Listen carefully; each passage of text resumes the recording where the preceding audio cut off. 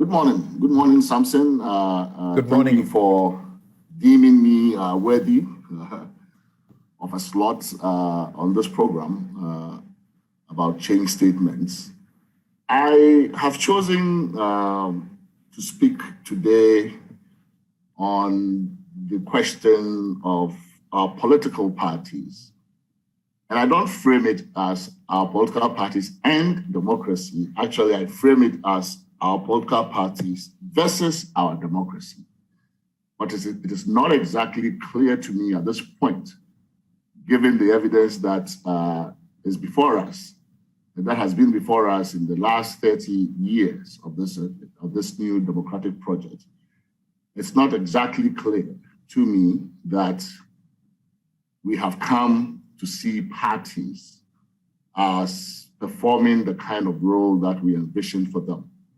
When 30 years ago, we went to a referendum and voted ourselves a new constitution, which new constitution cleared the way for the unbanning of political parties in readiness for the 1992 general elections. Subsequent to those elections, a newly elected government assumed office January 7, 1993, and brought with it multi-party democracy. Now, we've been a party people for quite some time. It goes way back into our history. Political parties first emerged in Ghana during the Gold Coast years, and not as we usually assume in the post-Second World War period. They actually started much earlier in municipal elections. So when the colonial government opened the door in some selected urban centers or cities and towns to elections to seats on town councils, parties began to emerge.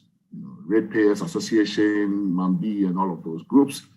But at the national level, of course, we date the formation of political parties in Ghana to the event culminating in the breakaway of the Convention's People Party, CPP, from the United Gold Coast Convention.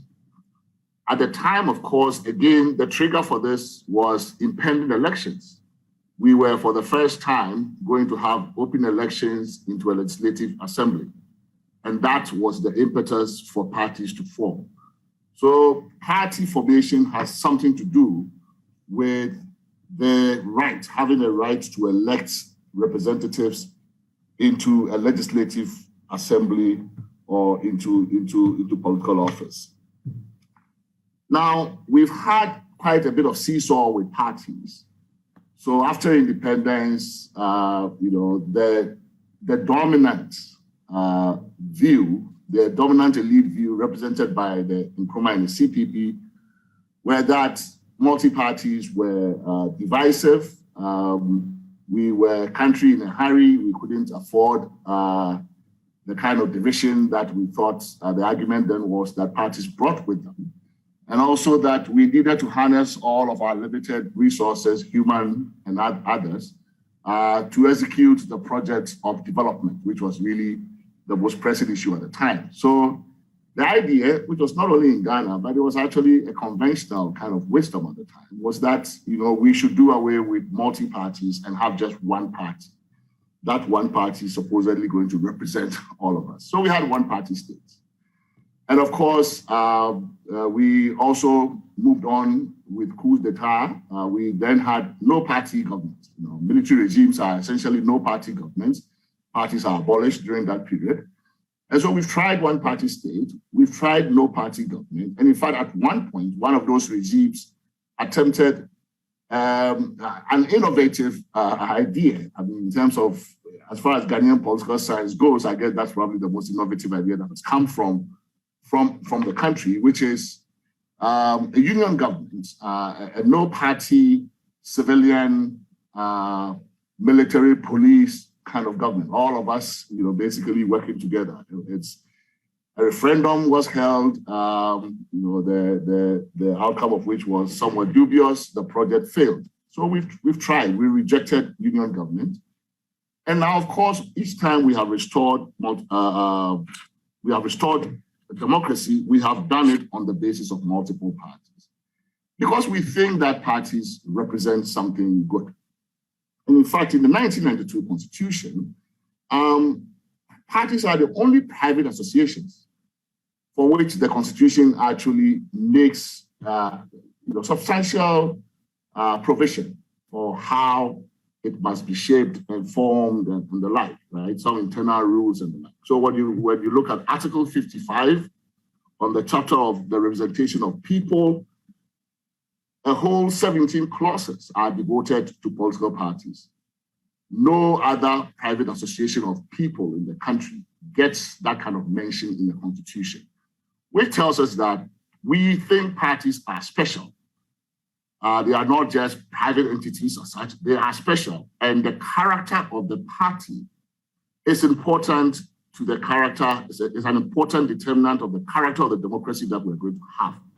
So we try to make a few rules about how those parties must behave or how they must look like. And then when you go to the provision on the Constitution in Chapter 6 on directive principles of state policy, parties are also explicitly mentioned as among those institutions, non-states albeit, that must be guided in their behavior and others by those directive principles of state policy. So Article 34.1 names parties along with the president, cabinets, and all of that as among those bodies to think about the directive principles of state policy in their conduct. So 30 years after the fact, after this democratic project, I think it's a long enough time to do some appraisal of where we think we are with our parties. Are they a force for good in our democracy? Are they behaving as we would expect them to do in our democracy? Are they helping us sustain our democracy? And of course, one could argue that, with parties, we have been able so far to have orderly transitions of power from one regime to the other, over some successive period. So you could say that parties have contributed to that kind of orderly transition of power through the ballot box, and that's fine. But I think increasingly, parties are also beginning to leave a sour taste in the mouth of many Ghanaians. And why do I say that? So there are a few pieces of evidence to support that proposition. We have recently tried, there's been quite a clamor for the democratization of local government through the election of metropolitan, municipal, and district chief executives. That whole project has stalled because a strong majority of Ghanaians are opposed to the entry of political parties into our local government space.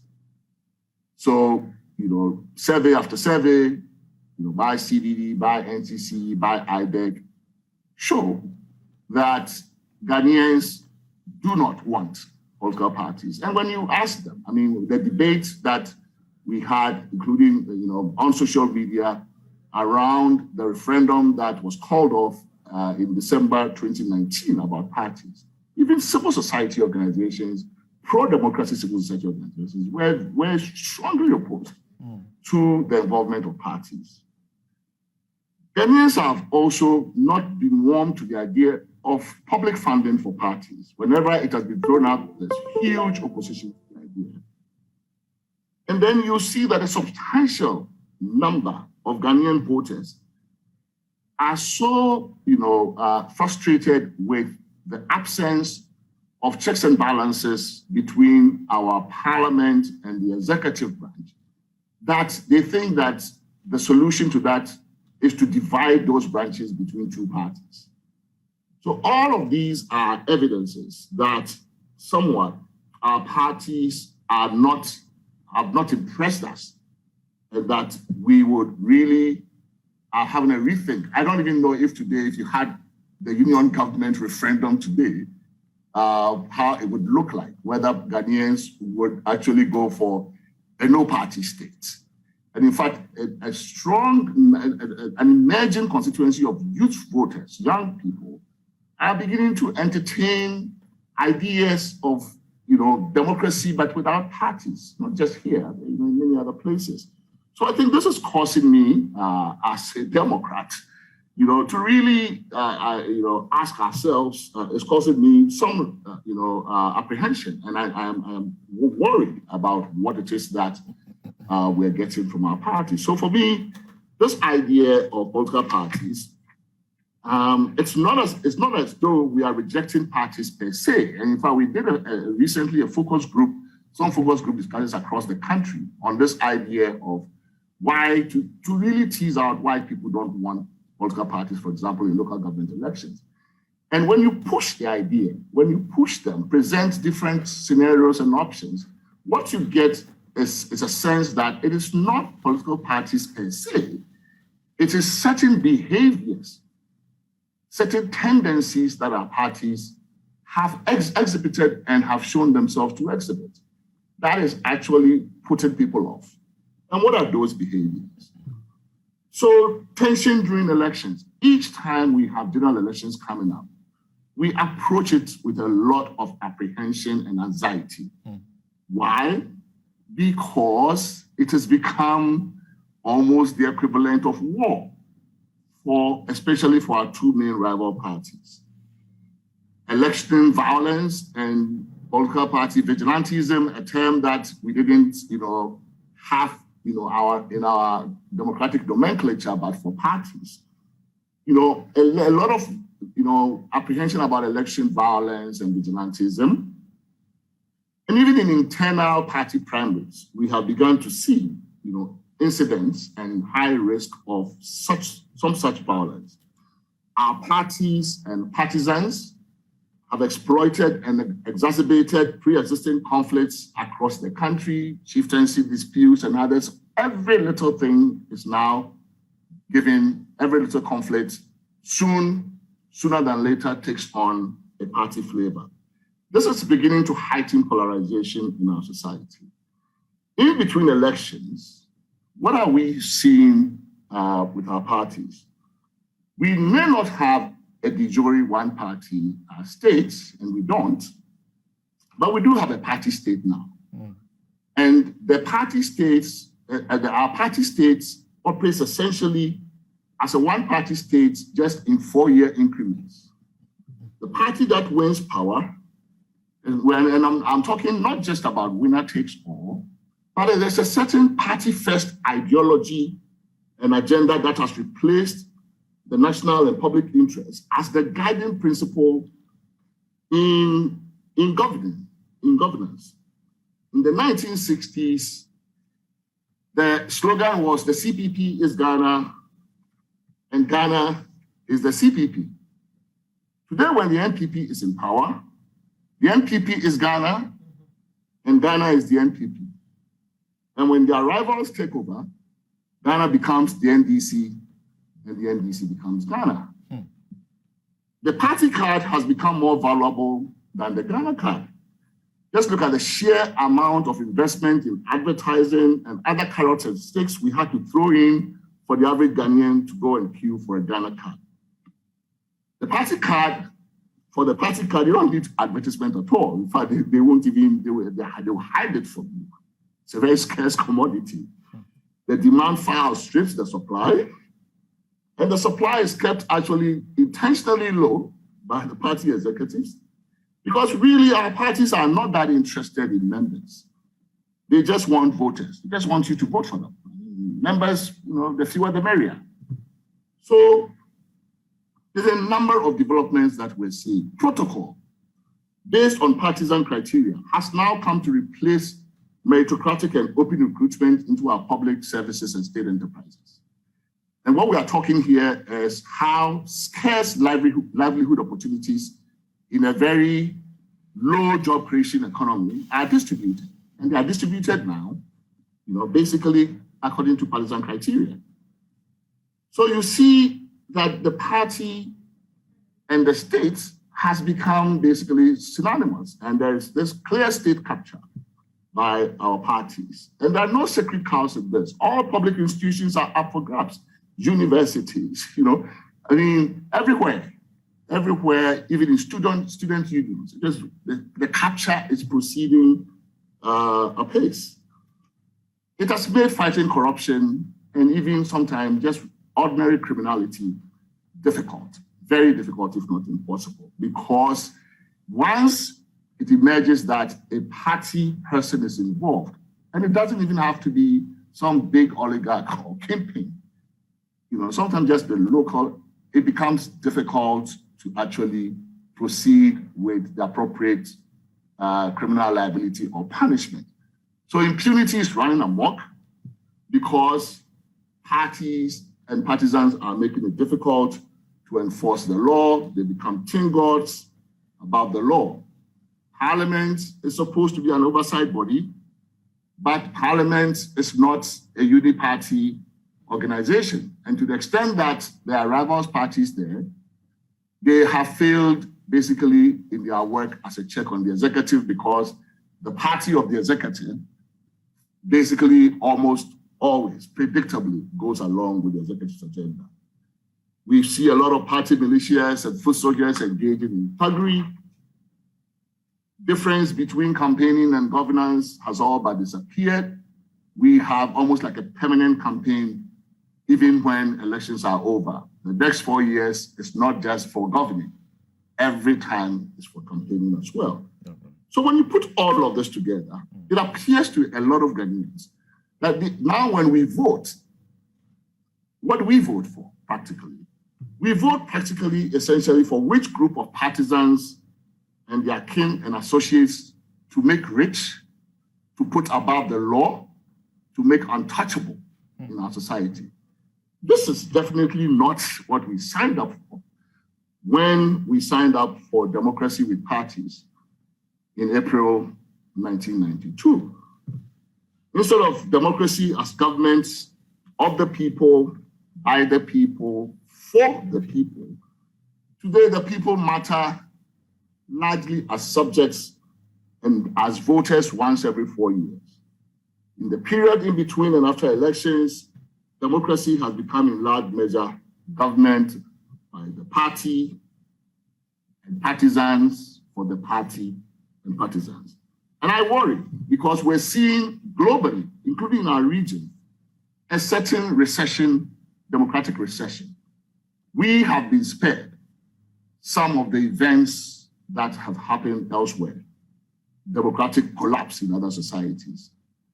But collapse is not, we shouldn't collapse before we know, before we get worried.